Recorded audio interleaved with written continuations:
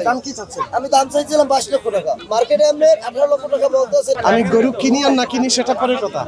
প্রথমত হচ্ছে আপনার মেয়ের হার্টের ছিদ্র যেটা হয়েছে, ওর চিকিৎসাটা আমি করাই দিই। তাহলে কি আমরা 20 লাখ ধরে নিব? ধরে নিতে পারেন এরকম। এই গরুর টাকার সাথে আপনার মেয়ের চিকিৎসা না, আপনার মেয়ের চিকিৎসা আমি আলাদা করবো। এই খাসি। একসাথে বড় হয়েছে না? জি, এটা আমি যে আমার গল্প নেবে, এই জন্য আমি তাকে আমার সারপ্রাইজ আছে আমার তার জন্য একটা। আচ্ছা, যেহেতু এই গরুটা হলো যে ম্যাডামের আবেগের সাথে জড়িত।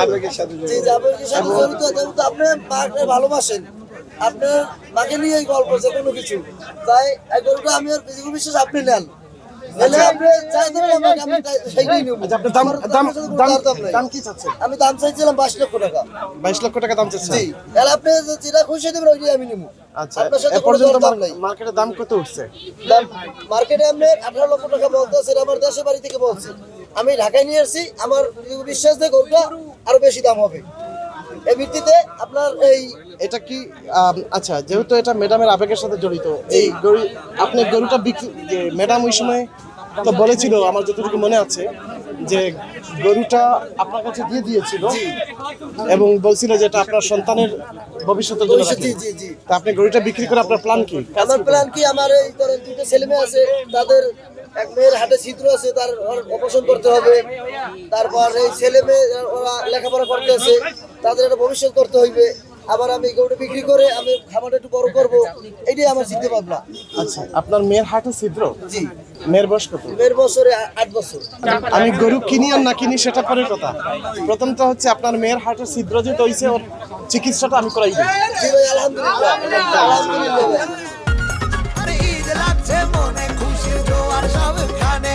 আরে ঈদ লাগছে মনে, বিকাশ পেমেন্ট সবখানে। এখন যেহেতু ম্যাডামের আবেগের সাথে জড়িত, এটা দাম দর করার দরকার নাই। আপনি যেটা খুশি দেবেন ওইটাই আমি নিব। আপনি একটা কাজ করেন। আপনার জন্য এটা আমার দ্বারাই। আচ্ছা, তাহলে গরুটা আমাকে দিয়ে দেন। আর আপনি আলহামদুলিল্লাহ। এই গরুটা নিয়ে আপনাকে যে কাজ করতে হবে, এই গরুটা আপনাকে সিলেটে নিতে হবে। আপনি এবং সিলেটে আমাদের সাথে ঈদ করেন। আলহামদুলিল্লাহ ভাই, আপনি যেটা বলবেন আমি ওইটাই খুশি। গরুটা আপনি সিলেটে নিয়ে আসেন এবং সিলেটে আমাদের সাথে ঈদ করেন। এবং যেহেতু গরুটা আপনি পালছেন, বড় করছেন, আপনার নিজের সচক্ষে সবকিছু দেখবেন। আর জি আচ্ছা ভাই, ঠিক আছে। খুশি হলাম আপনার কথা। তাহলে তাহলে আমি দাম কত দিব আপাতত? এটা আপনি যেটা দিন আমি এইটাই নেব। আচ্ছা, ঠিক আছে ঠিক আছে, আমার আর দাম দর করার দরকার নাই। যেহেতু ম্যাডামের আবেগের সাথে জড়িত, গরুটার দাম করতে হতো।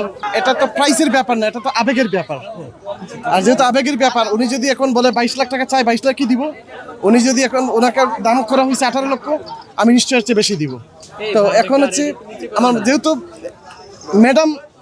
ম্যাডামের ইস্যু, যে ম্যাডাম এই গরুটা অ্যাকসেপ্ট করেছিল মন থেকে, আমার মনে হচ্ছে। তো সেই জায়গার মধ্যে এই গরুটার প্রাইস করা যায় না। এটা হলো মানে ম্যাডামের প্রতি যে আমার সম্মান জায়গা থেকে। যেটা বলছে আমি আমি তো ঢাকায় আসছি, তো ওরা আমার তো খরচা করতে হয়েছে ভাই, যেটা আমরা একটা করিয়ে দেন যে এটা দিলে আমি আপনি কত চাচ্ছেন? আমি চাইতেছি 22 লাখ টাকা। কত হইলে ছাড়বেন? আমার তো বাইরে তো আমি দিয়ে দিছে, ভাই আমার যে দে আমি তারে দিয়ে দিছি। ফাহিম ভাই আপনার উপর ছেড়ে দিছে।